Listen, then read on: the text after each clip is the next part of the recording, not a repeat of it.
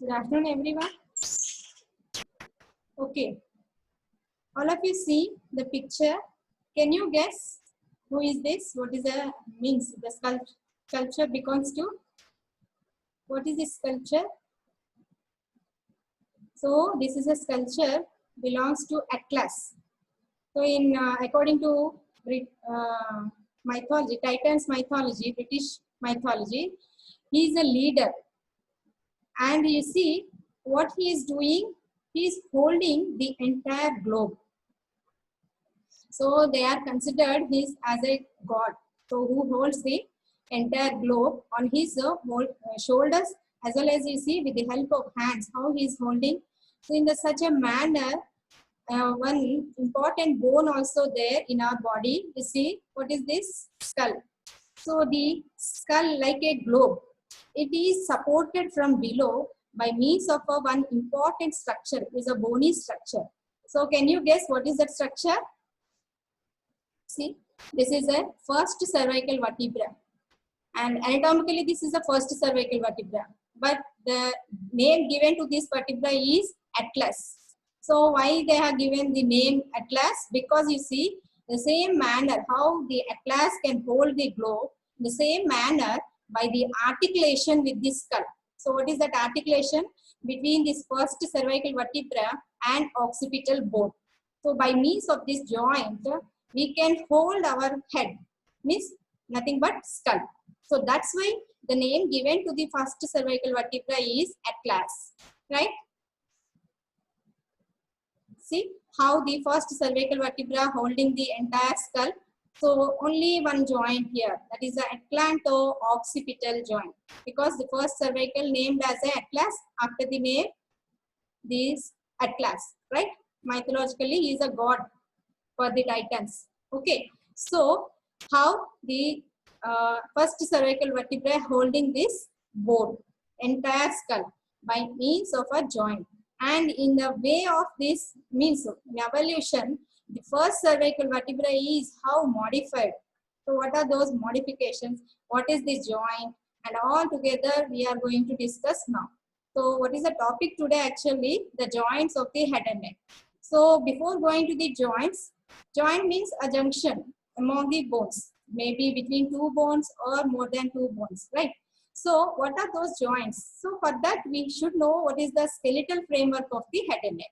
So the skeletal framework of the head and neck is made up of a skull and the cervical vertebra, right?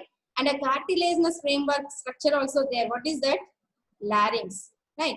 And the larynx is continuous as trachea. So these are the skeletal structure we can identify in the head and neck. So among these bones, what are the joints are existed? So just now we are going to discuss.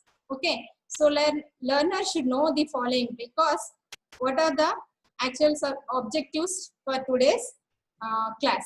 So see, before going to the joints present in the head and neck, we should just, I want to briefly discuss about the joints introduction. Okay, what are the joints, various types of joints. Then after that, various joints present in the head and neck. So in the head and neck, what is the skeletal framework? Skull and cervical vertebra. So among the skull bones, because skull it's not a single bone, it is made up of 22 bones. Okay.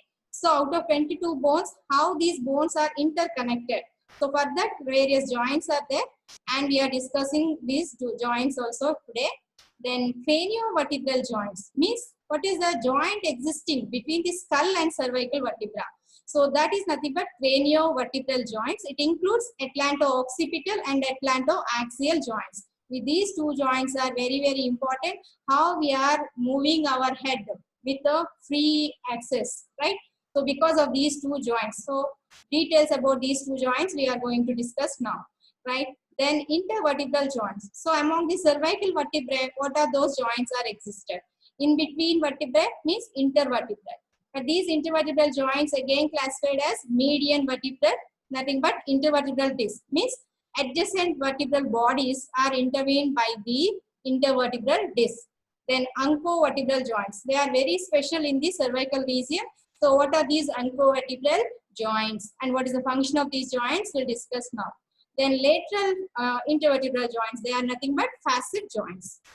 Okay. So then what are the clinical importance among these joints? Now these are the objectives. So at the end of class, we should know what is the, at least what is, you are able to define the joint.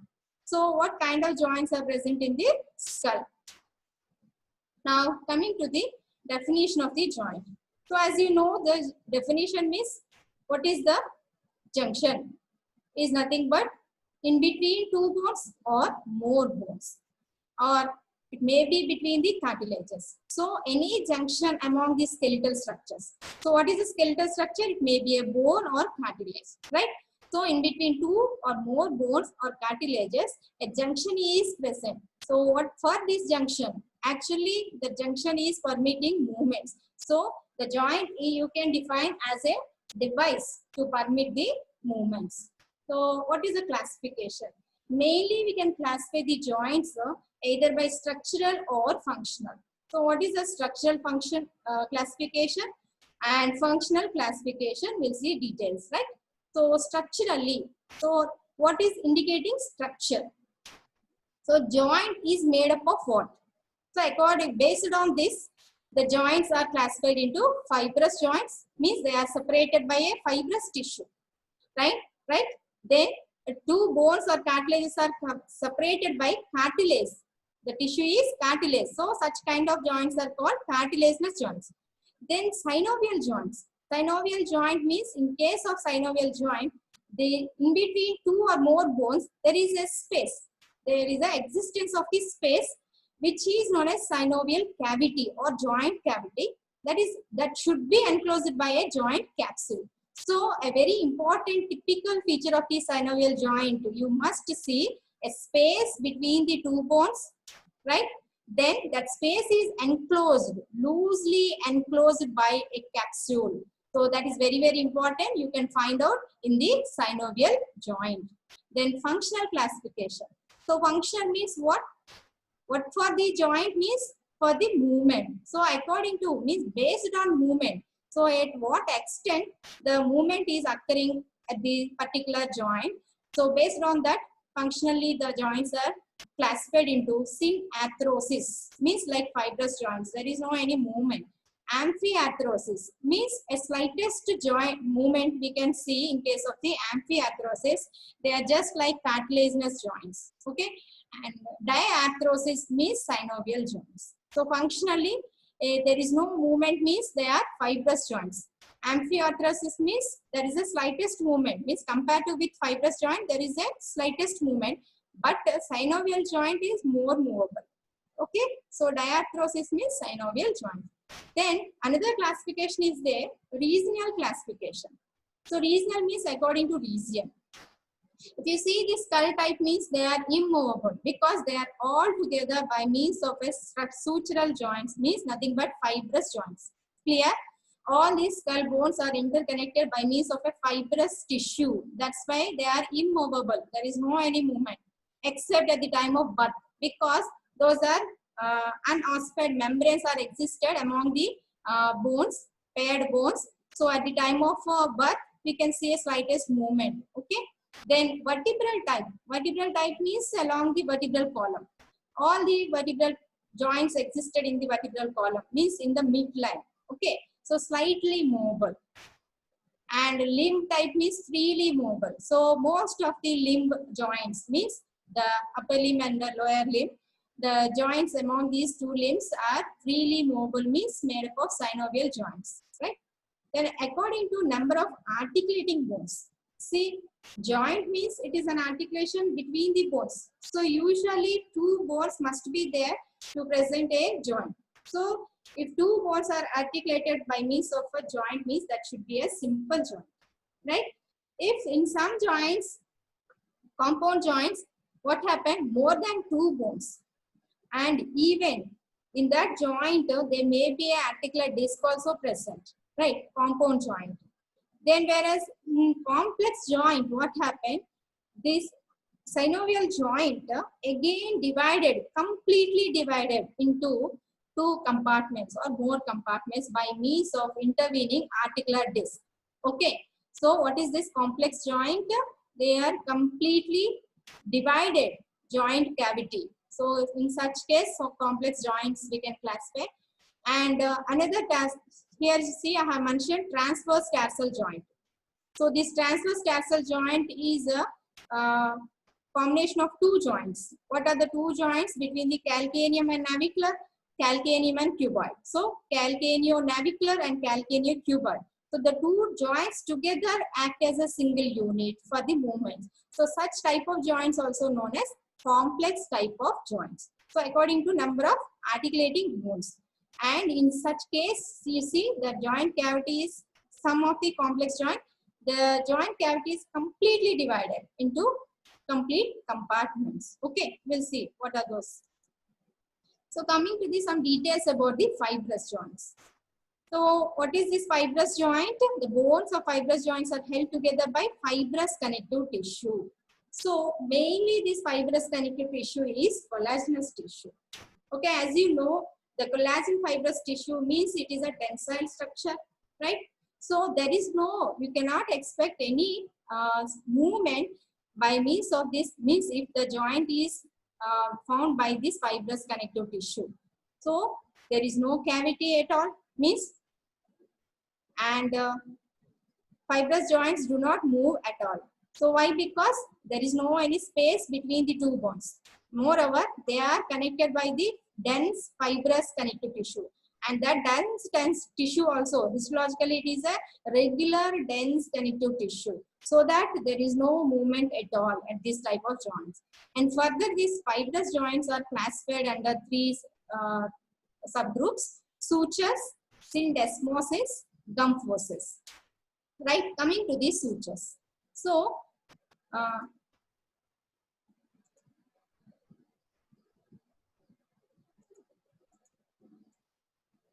okay, what happened? Okay, see here, sutures are, what are the sutures? So, suture is nothing but junction between the two adjacent bones made by fibrous connective tissue. And why they are giving suture? Because you see, reciprocally, the two bony surfaces are interdigitating like this. And at the interdigitating, the bony surface means the margins of the bones may be in different shapes.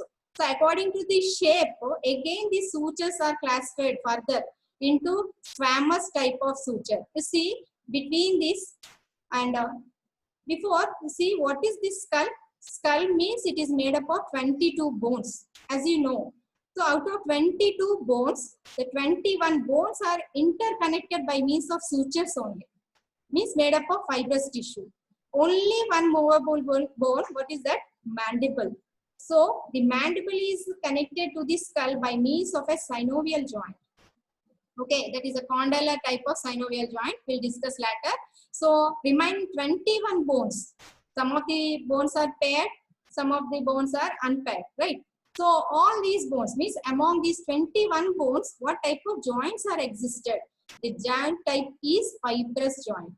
So fibrous joint means it is made up of, means the two bones are held together by means of fibrous connective tissue in the form of suture. How you will suture means stitch anything by adjoining these adjoining structures, means the two adjacent surfaces held together. In the same manner, the fibrous tissue is joining the two adjacent bones. Okay. So according to shape, various shapes are there, sutures. Maybe squamous suture means if you examine the fish scale, how it looks like a very plain surface. So one plain surface will means overlying the another adjacent surface. So there is a gliding like this. So this is squamous means a scale like the sutures existed between the temporal bone. You see, this is temporal bone and parietal bone. Whereas between this parietal bone and occipital bone, there is a denticulate shape of the sutures. Means tooth-like bony margins are there and they are interconnected by the fibrous tissue. So the fibrous tissue also shaped like a tooth, right? So what kind of suture existed between this parietal and occipital? Denticulate sutures. Whereas between the two parietal bones, there is a serrated sutures. Serrated means they're just like interdislocating, like this. Okay. So, like a reciprocal forward, backward means in a V-shaped manner, the bony margins is there. So, among the two parietal bones, what type of suture is present? Serrated suture. So, in this way, some types of sutures are there. In some of the bones, what happened? Plain sutures are there. Plain means the bony surfaces are just a plain and they are held together by means of a fibrous connective tissue, dense fibrous connective tissue. So, in sutures, we can classify further sutures are plain types of sutures, serrated type or squamous type or denticulate type. Okay. So, these are the sutures. And one more suture is there. What is that? Shin dialysis. Shin dialysis means, see, base of the sphenoid. Here, that slide is missed. Okay. So, what is that? Shin dialysis. It is another type of the suture joint. So, what is that suture? One of the bone like a wedge. Okay. And that wedge is existed into the grooved surface. Like this. Okay. So, such kind of wedge is existed in the peg-like. So, what type of suture it is? Shin dialysis. So, can you guess what is the example for this shin dialysis? Exactly, the rostrum of the sphenoid means the under surface of the body of the sphenoid projects as a tubercle, which is known as rostrum of the sphenoid, which is existed in the grooved upper surface of the vomer bone. So, the joint between the vomer, upper border of the vomer and body of the sphenoid is nothing but shin dialysis. So, it is one of the variety of suture. Okay. Then, what is the second variety of syndesmosis? You see, syndesmosis means it is a fibrous type of joint made up of regular, dense connective tissue, and compared to with sutures, the length and width of the connective tissue fibers is more. And you see in this kind of syndesmosis, fibrous joint, very slight movement is there. So the best example is the interosseous membrane existed between the radius and ulna. Similarly, in the tibia and fibula. So between the tibia and fibula or radius and ulna, there is a fibrous tissue. So in the form of a membrane, otherwise called interosseous membrane. And it is made up of a dense, regular fibrous tissue. So here it forms a joint, which is also known as syndesmosis. So some of the ligaments in our body, they existed as a syndesmosis. The other best example is the acromioclavicular ligament.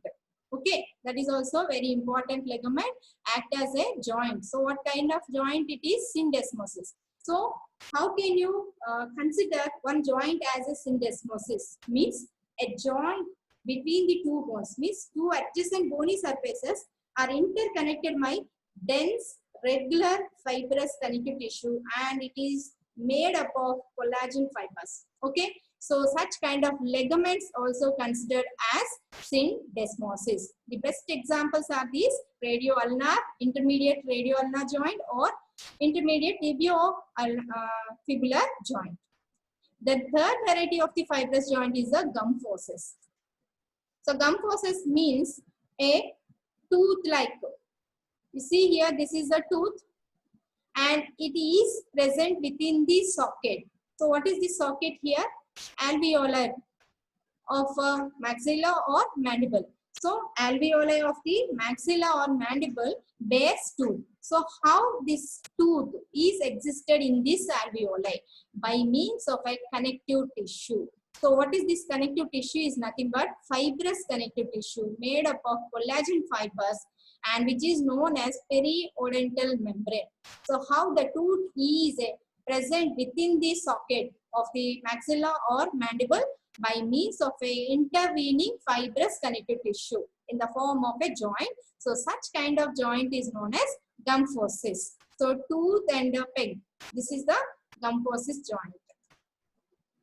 Then the second variety is cartilaginous joints. So structurally, what is the second variety of the joints? Cartilaginous joints. So what is the meaning of cartilaginous joint? A cartilage is existed between the adjacent bones, right? So it may be a hyaline cartilage or fibrocartilage. And accordingly, these cartilaginous joints are further divided into primary cartilaginous, secondary cartilaginous. So what is the meaning of primary cartilaginous? Means initially during development they are cartilaginous, but after some extent, means in a young age, what happened? This cartilage is continuously replaced by bone.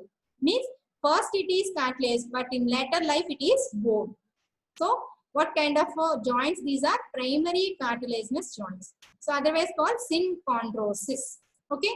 For synchondrosis, the best example is a epiphyseal cartilage. You see, this is a epiphyseal plate of cartilage where it is present between the epiphysis and diaphysis. So what is this? At the metaphysis. So it is temporarily cartilage, but after 20 years of age, what happened? It is gradually replaced by the bone, by the osteosis. So what is this? Epiphyseal plate of the cartilage, which is made up of hyaline cartilage. So these primary cartilaginous joints are made up of hyaline cartilage, whereas secondary cartilaginous joints. So these secondary cartilaginous joints, otherwise called symphysis. And what is the meaning of secondary? Means they are persist the entire life as a cartilaginous structure. So there is no replacement further by the bone. So what kind of joints? These are secondary cartilaginous joints. So for this, what are the best examples? The adjacent vertebral bodies are interconnected by an articular vertebral disc. So what is that? Intervertebral disc. So this intervertebral disc is and the best example for the symphysis. And the other important example is a pubic symphysis. You see, pubic symphysis. So the two bones are interconnected by means of the fibrous cartilage. But here you see the surface of the articulating bones are covered by the hyaline cartilage. So throughout the life, the same cartilage, fibrous cartilage, is persist in the form of a cartilaginous joint. That's why these joints are termed as secondary cartilaginous joints or symphysis. Then coming to the synovial joints. So this is the only joint that have a space between the adjacent bones. Maybe 2 or 3 bones, more than 2 bones. But what is the peculiarity of this synovial joint? Typical feature, there must be a joint cavity, otherwise called a space between the adjacent bones. So this space is referred to as synovial cavity and it is filled with synovial fluid. So why it is called a synovial cavity? Because the inner aspect of this joint is covered by the synovial membrane where it secretes the synovial fluid.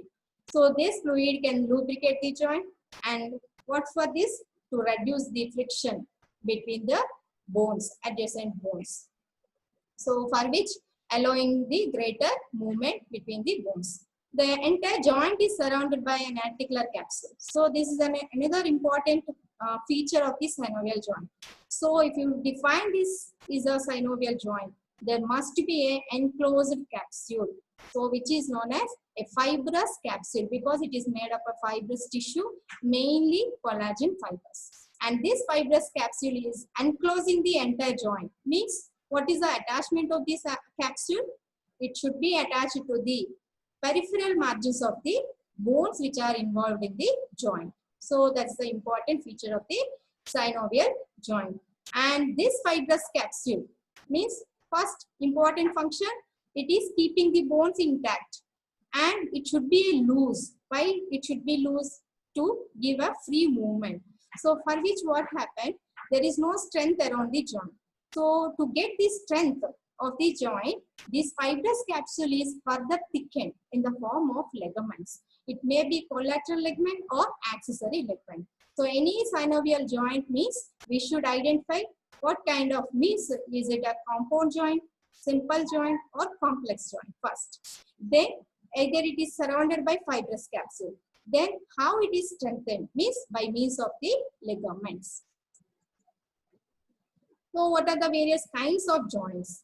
So according to based on the surface of the means the articular surfaces, these synovial joints further classified into a plain synovial joint and hinge joint or ellipsoidal joint, saddle joint, ball and socket type of joint. All these joints are accordingly based on the surface, which is means the surface of the bone which is providing joint formation, right? And according to the axis, these synovial joints may be uniaxial, biaxial, or multiaxial. So what are these joints? Just we'll see brief account. So what is this gliding joint? Is nothing but plain synovial joint. So here plain means what is the important function of this joint? Only for the slipping, means just the two bony surfaces are moving one over the other, but there is no axis for this movement. So the gliding or plain synovial joint is the best example for the non-axial joint, right? Whereas the best example, can you guess what is the example? Gliding joint means for the gliding joint, what kind of articular surface must be there? There must be a flat surface, or the two adjacent bones are having reciprocally curvature. So for that, best example is the atlantoaxial joint, lateral atlantoaxial joint. And one more joint, as you know, the acromioclavicular joint, right? So some of these joints are plain and considered as the plain synovial joint. Then what type of hinge joint? See, in hinge joint, it should be a uniaxial joint and mostly the transverse axis. For example, elbow joint. So what happened in elbow joint? There is a transverse axis. Around the transverse axis, the movement can take place in the sagittal plane. So what is that sagittal action? Flexion and extension. Around the single axis, that should be a transverse axis. So these are the uniaxial joint, and one bony surface acts as a hinge upon which another bone will be moving in unidirection, means either upwards, downwards. In such way, there is only one axis for this kind of the joint. Even the knee joint also hinge joint, but somewhat it is modified because the axis is not exactly transverse. It is somewhat deviated, right? Coming to the pivot joint. So what is pivot joint? Here, one bone is act as a pivot and another bone is forming a ring. So around the pivot, the another bone can rotate. And here also there should be a one axis. So uniaxial joint. So usually for this, the best example is the atlantoaxial joint, median atlantoaxial joint. So here what happened? The dents of the axis act as a pivot. Around that, a bony arch along with a ligament forms a ring. In the later slides, we'll discuss detail. So what is it? Pivot joint. Best example is the median atlantoaxial joint. So what kind of joint it is? A uniaxial. Then ellipsoid joint. So ellipsoid joint, more than two bones are there. Then two axes are there. For ellipsoid joint, the axes are the transverse axis and anteroposterior axis. For example, wrist joint. So what happened in the wrist joint? See, around the transverse axis, there is a flexion and extension. And around the anteroposterior axis, there is an adduction and abduction. So there are two axes are there, and ellipsoidal joint, you see, reciprocally concave and convex articular surfaces are there. Then coming to the multi-axial joints, for which the two best examples are there, saddle joint, ball and socket type of joint. So here, flexion, extension, adduction, abduction, and rotations also there. So what is that rotation? Medial rotation and lateral rotation. Then along with this, conjunct rotation. If you means combine all these movements, first flexion, then extension, adduction, abduction, and rotations. So all these movements together form the conjunct rotation. So here more than two axes are there. So vertical axis, transverse axis, and anteroposterior axis, right? So best example is saddle type, means the first carpometacarpal joint. Even sternoclavicular joint is the best example. Then ball and socket means, as you know, the what is this? Head of the humerus articulates with the glenoid cavity. So where it forms a shoulder joint. And what is the other joint? Important joint, ball and socket type of joint. In the lower limb, hip joint. Then one more, smallest ball and socket type of joint. In the previous classes we discussed in the middle ear. So the joint between the infidostapedial joint. Okay. So these are the various kinds of synovial joints. Now coming to the according to articulation. Here you see already discussed simple joint. So simple joint means only two bones are there, but intervening is space. So and this space is entirely covered by fibrous capsule. So how can you define this joint? This is must be a synovial joint.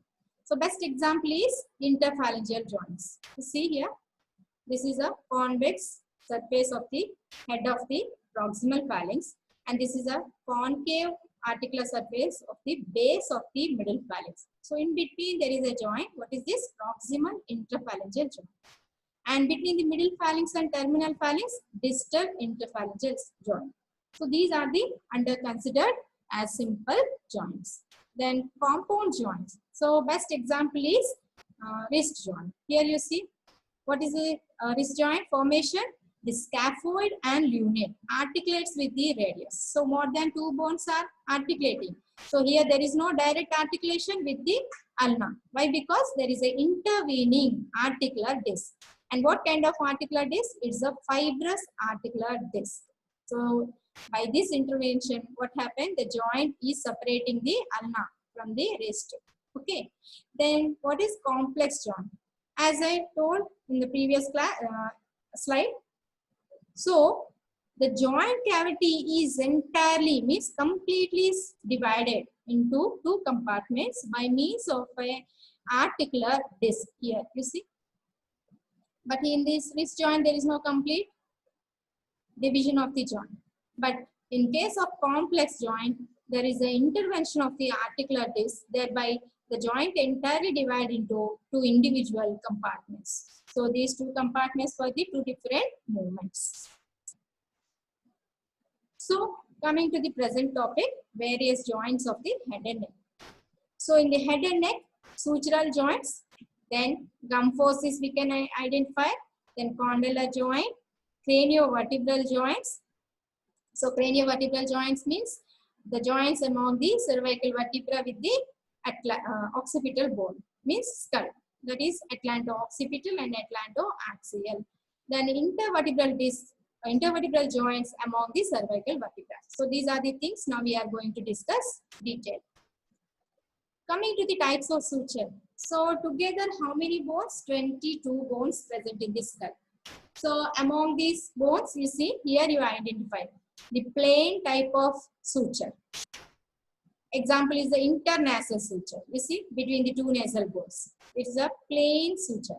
Whereas in between two palatine bones, even between the maxillary, you see palatine process of the maxilla.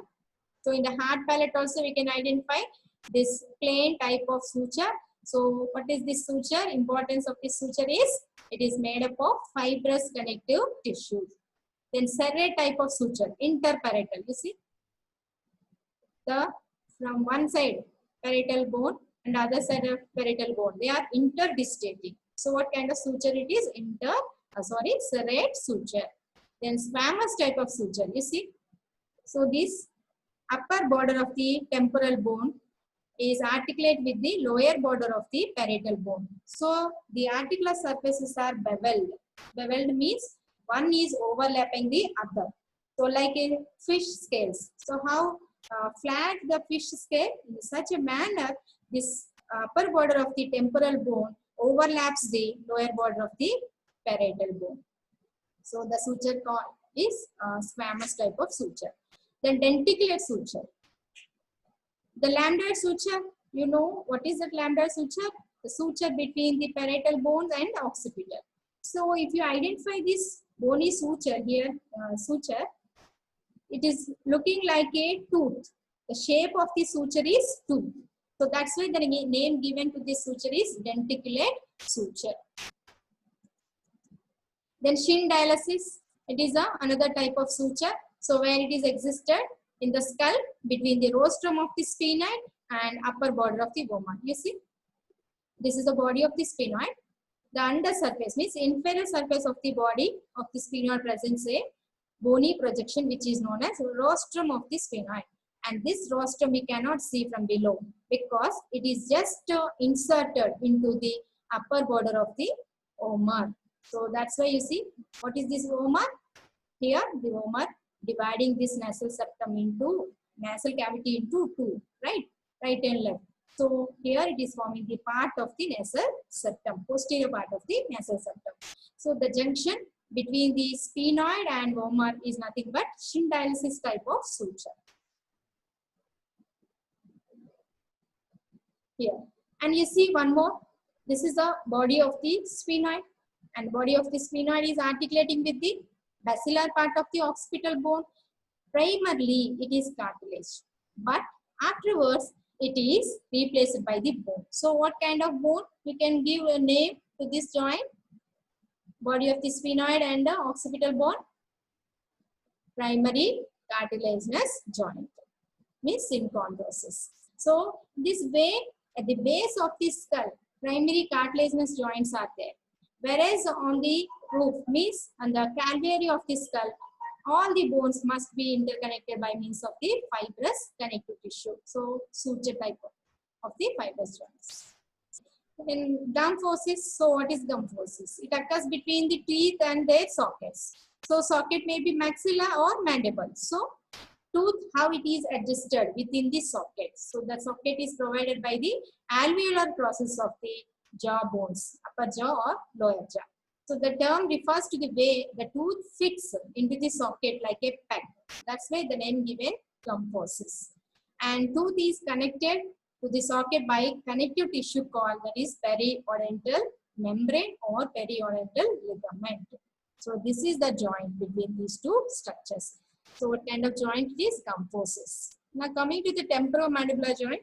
See, it is already discussed in the previous classes. So just I want to give what are these important features. So what type of joint it is? It is a condylar type of joint. So it is covered by a capsule. So what type of joint it is? Fibrous, cartilaginous or synovial? Because in between two bones there is existing bony, joint cavity. So it should be a synovial joint. And what variety of synovial joint? It is a condylar type of joint. So what are the articulations? So articulation means below the head of the mandible, which is a convex surface. Okay. And above it is provided by mandibular fossa of the temporal bone. So the mandibular fossa is articulating with this head where it forms the temporomandibular joint. And what are the ligaments? You see, first capsular ligament and lateral ligament. Here the lateral ligament is important, and from all sides there is no chance of dislocation. Only in forward direction it can be dislocated. So how it is dislocated? Before that, what are the movements of this temporomandibular joint? What are the movements? Protraction means forward and retraction backward. So it is just gliding within this cavity.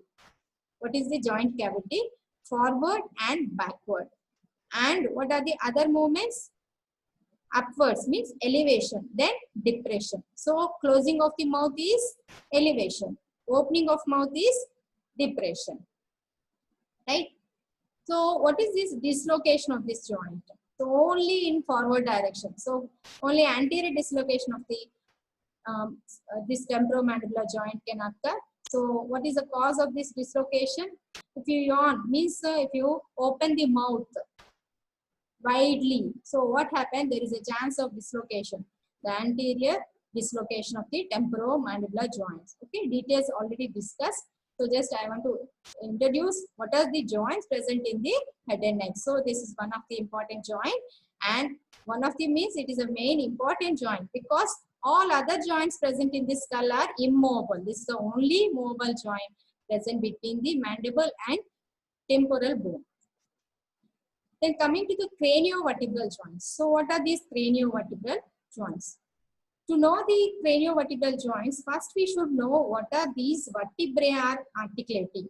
So for that, you see, just you imagine some of the modifications are occurred in case of the first two cervical vertebrae, the first and second cervical vertebra. So general features we'll see, and what are the modifications we can see in the next slides.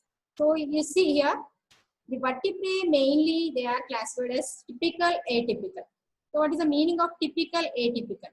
Typical means these are the general features they are having as a cervical vertebra. Then those cervical vertebra having a special features which are known as atypical cervical vertebra. So we have 3 atypical cervical vertebra out of 7 cervical, because 7 cervical vertebrae are there, right? So first, second, this is first and this is second, and the 7th cervical vertebra are the atypical. Remaining 4 vertebrae are the typical vertebra. So the typical features, what are the, and how can you pick up the cervical vertebrae in the pool of the vertebrae? So the only one feature you can identify immediately, the transverse process of the cervical vertebra bears a foramen, which is known as foramina transversarium. So this is present only in case of the cervical vertebra. And the one more feature, that is bifid spine. So the spinous process is bifid. Okay. So these are the 2 important features by which immediately you can pick up any cervical vertebra from the pool of the vertebrae. So what are the features? Anteriorly, this is body of the vertebra. Posteriorly, the spine. And in between, this is a arch, neural arch enclosing the foramen, which is known as vertebral foramen. Then this is a transverse process. So between, and this spinous process is connected to the body by means of a lamina, and the lamina is connected to the body by means of a pedicle, right? So the pedicle is further prolonged laterally. So what is this projection is lateral or transverse process. So this transverse process of the cervical vertebra, typical cervical vertebra, presents some features. You identify here first. This is anterior root, and the anterior root leads to a tubercle, anterior tubercle. Anterior tubercle leads backwards as a costo-transverse bar, and it's projected as a tubercle further, which is posterior tubercle, and the posterior tubercle extends backwards as a posterior root. So this posterior root actually is a true transverse process of the cervical vertebra. Means true transverse. And the rest are 3 structures. What are the 3 structures? Posterior tubercle, costo-transverse bar, and anterior tubercle, and this anterior root. These 3 structures, they are collectively known as costal elements. So why they are called as costal elements? Because these elements are represented as a ribs in case of the thoracic region. Clear? So this is the lateral transverse process. And behind this foramina transversarium, each typical cervical vertebra presents an articular process. So here this process presents a facet, so which are known as superior articular facet, because inferiorly 2 more facets are there, which are known as inferior facets, which are articular. Now, what are the difference among these typical and atypical cervical vertebra? See the first cervical vertebra. As I told in the first slide, how the Greek god like Atlas, our first cervical vertebra is holding the head. So to hold the head means skull, as well as to move the head freely. So some important modifications are occurred in case of the first cervical vertebra. So what are those modifications? In case of first cervical vertebra, there is no body and there is no spinous process. So these 2 important degenerations are important for the free movement of the head during yes or no movements of the head. See, just you imagine, yes, how can you nod your head? By flexing your head, right? By flexing your head.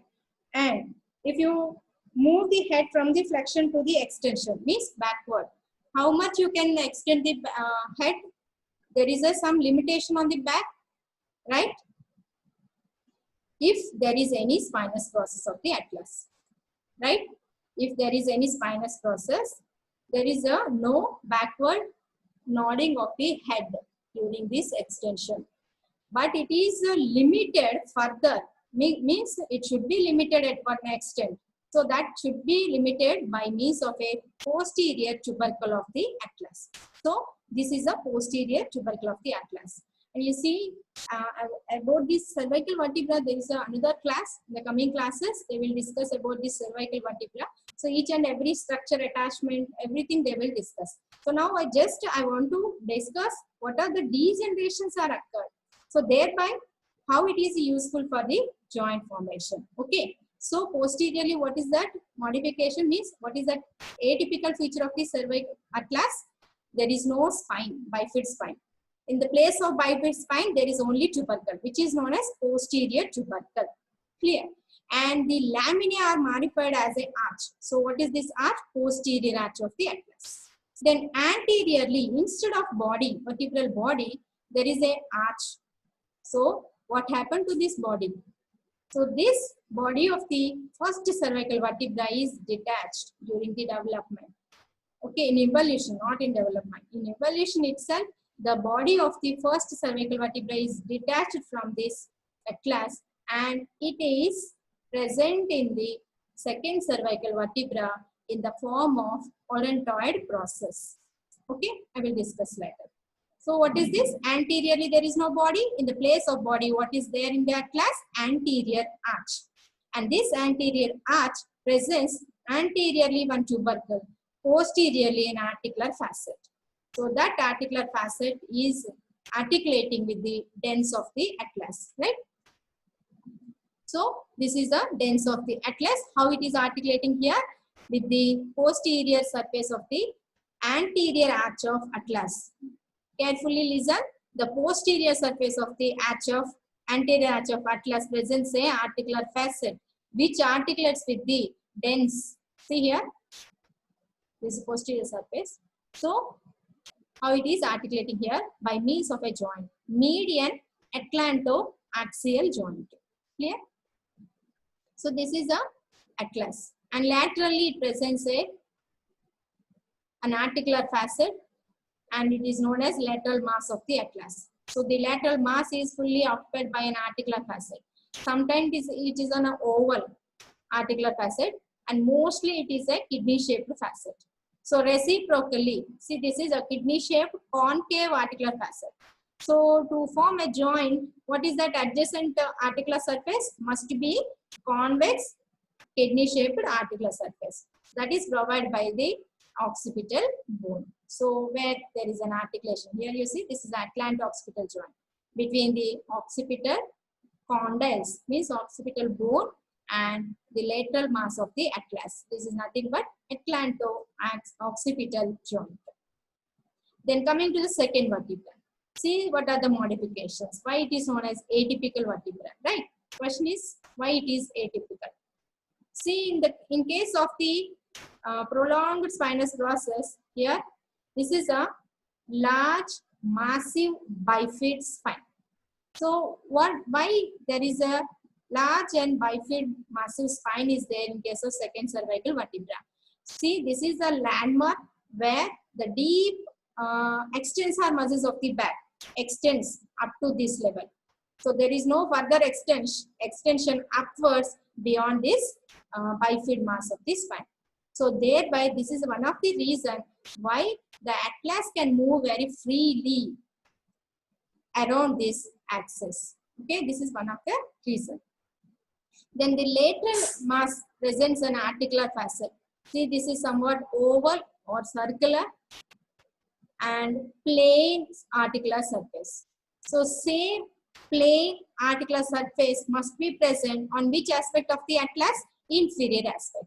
So both each and every either typical or atypical cervical vertebra each presents how many articular processes? 2 on either side, 2 pairs, superiorly 2, inferiorly 2. So inferior and superior articular facets which are interconnected by means of a synovial joints. Here this is a plain synovial joint. atlas. So anterior arch is smaller compared to the posterior arch, and this is a posterior tubercle. And here you see the anterior tubercle, then lateral mass presents a superior articular facet. Then behind lateral to that there is a foramina transversarium. And see the axis. So in the case of body, what happened? The upward projection we can identify, which is known as dense or odentide process. Now you tell me what is odentide process? It's a detached or degenerated part of the atlas, body of the atlas. Now coming to the atlanto-occipital joint. So what type of joint it is? See here, this is a posterior view. This is occipital bone, and beyond that this is a posterior arch of the atlas. Okay. So in between there is a ligament, one membrane is there between these two bones. So the name given as atlanto-occipital membrane. As it lies posterior, so what is the name? Posterior atlanto-occipital membrane. Once you remove, means if you cut across this atlanto-occipital membrane, we can see how the joint is formed. You see here, after removal of the posterior atlanto-occipital membrane, this is the posterior view, and a kidney-shaped articular surface you can identify here. So all of you identify the cursor. So what is this? Cursor is indicating the occipital condyles. So each condyle is reciprocally kidney-shaped or oval, but convex in inferior aspect. So reciprocally, what is this? Concave and kidney-shaped articular facet provided by the lateral mass of the atlas. So in between, this is a joint. What is this? Atlanto-occipital joint. And this atlanto-occipital, you see, this is a capsule. So in this joint, what is the movement? So along this movement, the joint, the movement takes place either by forward or backward movement. So what is the forward and backward movement? Flexion and extension.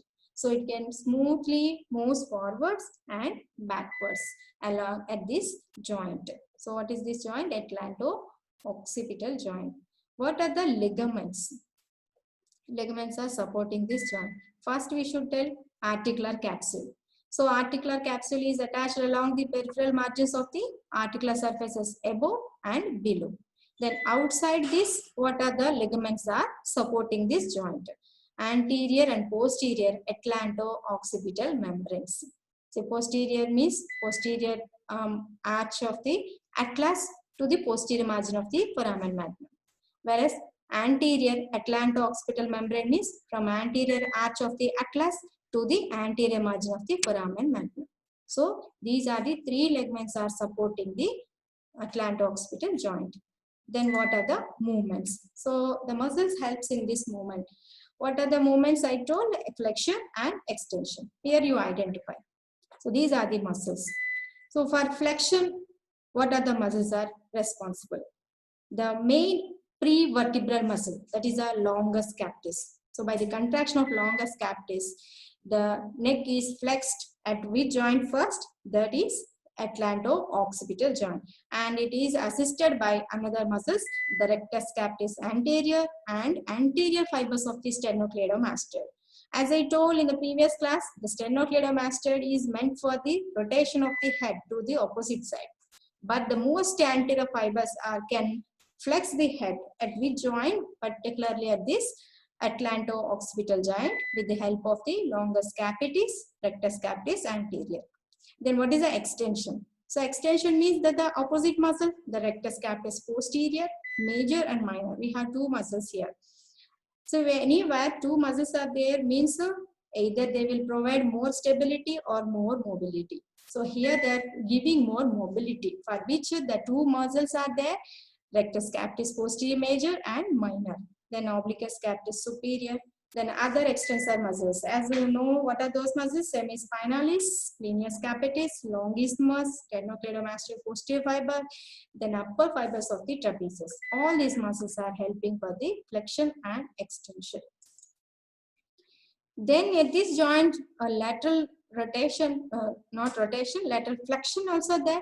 So what are the muscles are responsible? Rectus capitis lateralis concerned with the lateral movement, and which is assisted by all these muscles: trapezius, splenius, semispinalis, sternocleidomastoid, and all acting together. So there is no a single muscle to rotate or move any single joint. So the neck muscles all together, they form a composite muscle action for one joint, right? Now what is the atlantoaxial joint? See the atlantoaxial, what type of joint it is? It is a pivot joint. Pivot joint, as I told, this is a uniaxial joint. So what is that axis? Vertical axis. Around the vertical axis, the head can rotate either right side or left side. So what is this? Vertical axis. The plane of the movement is coronal plane. Whereas horizontal axis means, what is the plane? Sagittal plane. So you should mention here, this is a uniaxial joint around which the rotation of the head. In what plane? This is a coronal plane. Okay. So this is a type. What type of joint? Pivot joint. So what is a pivot here? The dens of the atlas. Then around the pivot, what is moving here? The atlas is moving. Okay. So what are those parts are moving? Here, please identify this picture. The ring is formed by the anterior arch of the atlas, and posterior to the dens of the axis, there is a ligament which is known as transverse ligament or transverse ligament of the dens. So this transverse ligament and anterior arch of atlas, both are forming a continuous ring. And this ring can move because the pivot is fixed. During rotation of your head, what is moving here? Only atlas, not axis. But there is a movement takes place at the lateral atlantoaxial joint. So what is that movement? We'll see now. So type of joint is pivot joint. Atlantoaxial is not a single. In the median plane, it is median atlantoaxial joint. Here you identify where the dens is articulate with the anterior arch of the atlas. Then a pair of lateral atlantoaxial joint. So what is that atlantoaxial joint? Here I have mentioned the superior articular facet of the axis articulates with the atlas, inferior articular facet of the atlas, right? So this is atlas and this is axis. In between laterally. So what is this joint? Lateral atlantoaxial joint. So at this joint, this particular joint, what type of joint it is? It is a plain synovial type of joint. So you should mention both of the joints. Atlantoaxial means median atlantoaxial is a pivot type of joint, whereas it is uniaxial. And lateral atlantoaxial is a plain synovial joint. It is a non-axial joint. So in non-axial joint, what kind of movement you can expect? Only gliding. Okay. So during rotation of your head, what happened? This around the dens, the atlas is rotating, as well as at the lateral atlantoaxial joint, it is gliding, slipping, just slipping. If you nod your head to the right side, what happened? It is slipping posterior. Right side posterior, whereas anteriorly it is sliding, left side it is sliding anterior. Understood? What is that? If you glide or rotate your head to the right side, so what happened? The rotation at the median atlantoaxial joint, rotation towards the right. So in this case, the right lateral atlantoaxial joint means posterior gliding of the atlas, whereas left side anterior gliding. Okay, so there is no any axis, only gliding on the surface. So this is about the atlantoaxial joint. Now what are the ligaments are important? See the ligaments. The ligaments, you should mention all these ligaments: apical ligament, alar ligament, cruciate ligament, tectorial ligament, or otherwise called tectorial membrane. What I told, any synovial joint, first there should be a fibrous capsule. After that, these are the ligaments. So we can consider all these ligaments as accessory ligaments. So what for these ligaments? To provide a strength, stability. What for stability? To prevent the dislocation. So in what way these ligaments are preventing? First of all, apical ligament. So apical ligaments means name itself indicates apex. So which part of the apex? The apex of the dens, it extends and upwards to the basilar part of the occipital bone. From the apex of the dens to the basilar part of the occipital bone.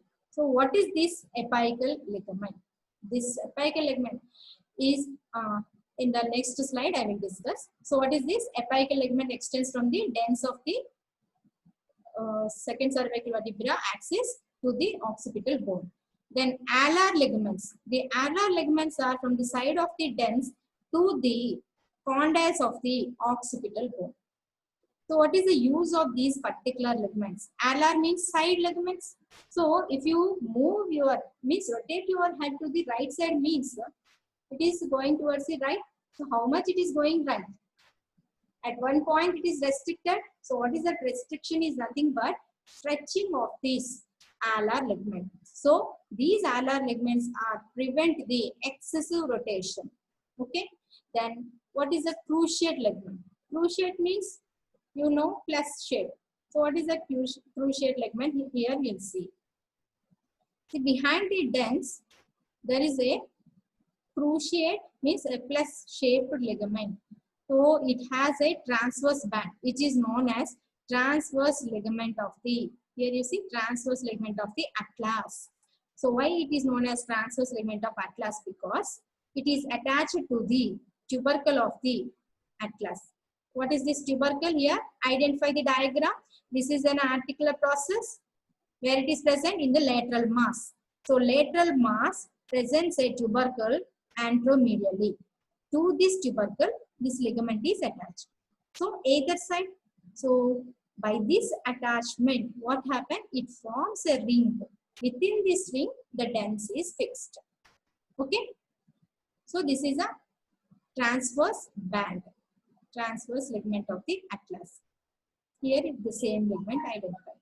So from the upper border of this transverse ligament, there is an extension upwards, and from the lower border also there is extension downwards. So lower extension is going to extend onto the posterior surface of the body of the axis. This is the posterior part of the body of the axis.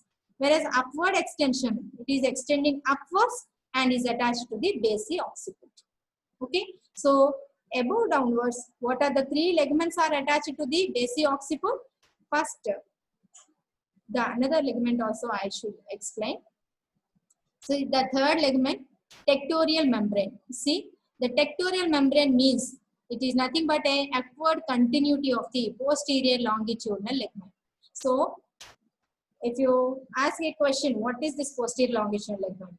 Is a fibrous tissue present along the posterior surface of the throughout the vertebral column except the what is it, sacrum, because you see it extends from the basi occiput to the pelvic surface of the sacrum, not beyond the sacrum. Okay, so what is this? It extends along a fibrous tissue on the posterior surface of the all the vertebral bodies.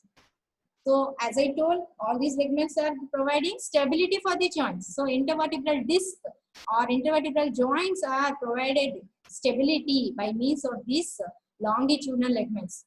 Anteriorly, anterior longitudinal ligament, posteriorly, posterior longitudinal ligaments, right? So this posterior longitudinal ligament extends up to the, what is the upward extension to the basi occiput, right? So above downwards, this basilar part of the occipital bone, this is what are the attachments. You see, first, it is upward extension of the posterior longitudinal ligament. The name given to this extension is membrana tectoria, or otherwise called tectorial membrane. Okay, so tectorial membrane, and immediately below that, you see the upper band of the cruciate ligament, and immediately below that, apical ligament of the dens. So these are the three ligaments are attached above downwards to the basi occiput, and still below the apical ligament, what is attached to the anterior margin of the foramen magnum? Anterior longitudinal ligament. Okay, So this cruciate ligament, how it is helping this joint? It provides a stability for the dents. So the dents is placed in the fixed position by means of this cruciate ligament. Okay. Then what are the muscles producing movements of atlantoaxial joint? The obliquus capitis inferior, rectus capitis posterior major, sphenius capitis of one side, and sternocleidomastoid of opposite side. These are the muscles are responsible for the joint movement at the atlantoaxial joint. Then coming to the intervertebral joints. So till now we discussed what are the joints present in the skull. What are the joints adjusted between the skull and the cervical vertebra? They are nothing but atlanto-occipital and atlanto-axial. Now, what are these intervertebral? Means among the cervical vertebra, what are the joints are there? So, not only in cervical vertebra, in other vertebra also, there are intervertebral joints. So, we have one between the vertebral bodies. So, in the median position, what is that? Between the vertebral bodies, adjacent vertebral bodies, it extends from the level of third cervical, means not third, immediately below the axis, means between the second and third. So from second axis onwards, there is a adjusted intervertebral joint is nothing but the form of a disc, which is otherwise called intervertebral disc. So why it is called as disc? And what is the important function of this intervertebral disc? So during movements, the entire vertebral bodies receives the weight. Okay, so weight transmission. So this is absorbs. That weight is absorbed by the disc, and the stress and shock the body occurs during this movement and prevents the vertebrae from the grinding. So otherwise, what happened? The adjacent vertebral bodies may get grinded by means of this pressure and weight, right? So that is prevented by the adjusting intervertebral disc. So what kind of intervertebral disc must be there? It should be against this stress. So there must be a tensile structure. So what is the tensile structure in our body providing? Only the collagen fibers, right? So the collagen fibers are arranged concentrically. Here you see rings of collagen fibers, and they are regularly arranged. So what is intervertebral disc means? You can define is a regular, dense connective tissue. So how it is arranged? It is arranged in the form of two circular structures. You see, at the center, there is a tissue which is known as nucleus pulposus, around which there is a concentric layers of the collagen fibers in the form of annulus fibrosus. Okay, then what is this nucleus pulposus? It is a remnant of the notochord. Okay, so in the upper part, so there is an intervertebral disc between second and third. Then what happened between the first and second? There is no intervertebral disc, right? But you see, from the apex of the odontoid process, there is a ligament extends further upwards to the basioccipital. What is that ligament I told? Apical ligament. So the apical ligament is the uppermost part of the remnant. That is the remnant part of the notochord. Okay. So the notochord throughout the vertebral column is remnant, means regenerated in the form of nucleus pulposus. Okay. Then around that, this is a fibrous tissue, annulus fibrosus, made up of collagen tissue. So annulus fibrosus is a strong radial tire-like structure made up of lamellae, like a bony lamellae. These are the collagen lamellae at present, concentric sheets, and they are attached to the vertebral end plates. You see at the ends, vertebral bodies, they are getting attachment of this annulus fibrosus. Okay, this is the intervertebral disc. Then either side we have a pair of joints between the facets. In the previous slide I told all the articular processes which are interconnected by means of a joints. What are those joints? Superior and inferior articular facets means, just imagine, between second and third means inferior articular facets of the axis articulates with the superior articular facet of the third cervical vertebra. In this manner, throughout the vertebral column, we have facet joints. So these facet joints extend from the third cervical vertebra onwards. Then what about the first and second? There is no any facet joint. But you can ask me question. You told already facet joints are present. That is nothing but lateral atlantoaxial joint, right? So what are those joints? We'll discuss in the next slide. So intervertebral joints means you should mention intervertebral disc. Then pair of facet joints, which are otherwise called gyepophyseal joints, and also known as facet joints. Clear? So these are the three joints present between, means among the vertebrae. This is the intervertebral disc, right? Then ancovertebral joint. This is a special mention in the cervical region. There is no any ancovertebral joint in any other vertebral region. They are strictly present in the cervical region. So why they are present? What for they are present? See, an ancovertebral joint, also called Luschka's joint. It is located on each side of the four cervical discs. Means in between vertebral bodies, what is there? Intervertebral disc. Just on either side of the vertebral disc. You see, I have given a circle. So what is that circle? This is the area where exactly ancovertebral joint is there. And this ancovertebral joint exists from the level of third cervical to the seventh cervical only. And these are the pseudo joints. And here I have mentioned ancovertebral joints, but this is not a true joint. How can you tell this is not a true joint? As a true joint, there must be articular capsule, but here there is no articular capsule around this joint. Only a fibrous tissue which is connecting this uncus, means a bony projection between the two adjacent cervical vertebrae. So what is that? Ancovertebral joint is a pseudo joint. It's not a true joint.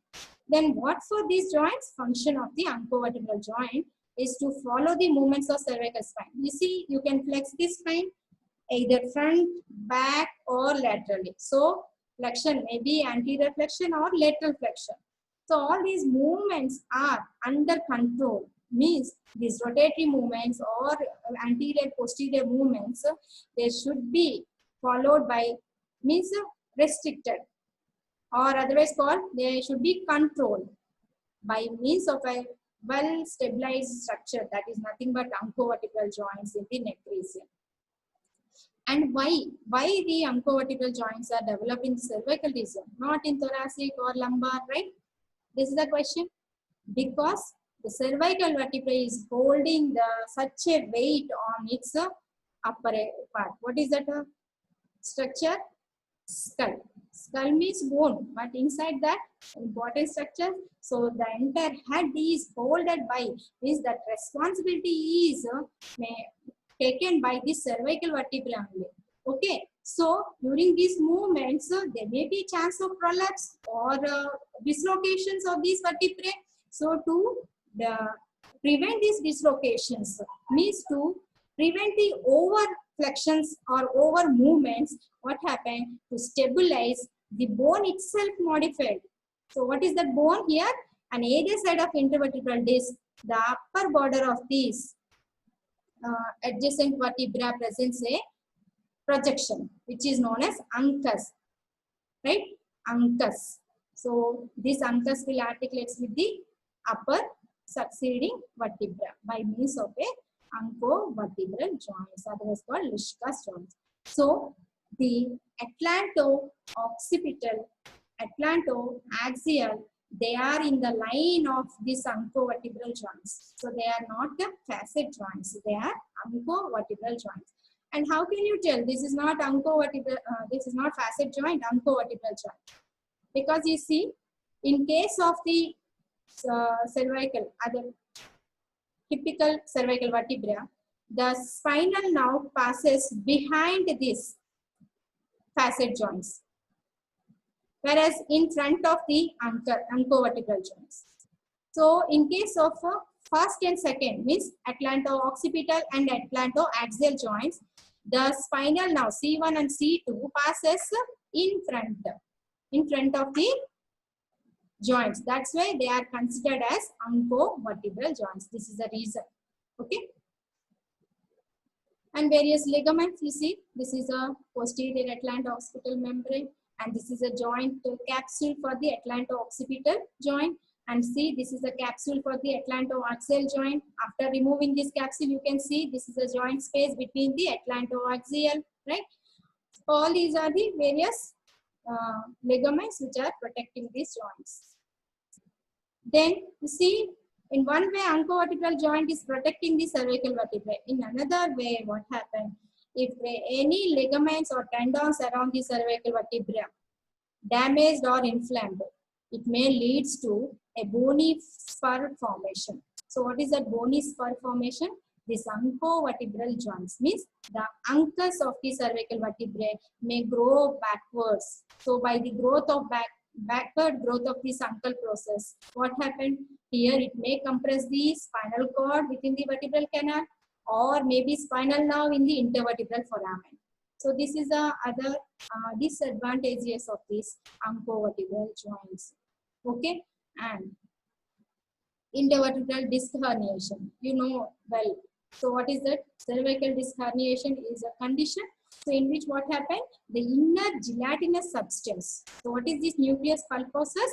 It is a gelatinous substance escapes through the tear in the outer fibrous ring, so causing a compression of the spinal cord or the surrounding nerves. So it leads to neck pain or arm pain also. Cervical means they are giving origin to the brachial plexus. So arm pain also may be due to this intervertebral disc herniation in the cervical region. So herniated disc is also known as bulging disc, means it grow back bulging, and ruptured disc because the intervertebral disc is ruptured, or slipped disc. It may be slipped towards this intervertebral disc, intervertebral foramen. So this is about the clinical aspects of the joints. Okay, clear? So we should know at the end what are the joints present in the cervical region. That includes cervical means head and neck. So skull, what are the sutures, different joints among the tooth and socket, and joint between the what is that? Mandible and the skull. Okay, then craniovertebral means atlanto-axial, atlanto-occipital. And these two are important for exam purpose also. So in the exam, they may be important questions, right?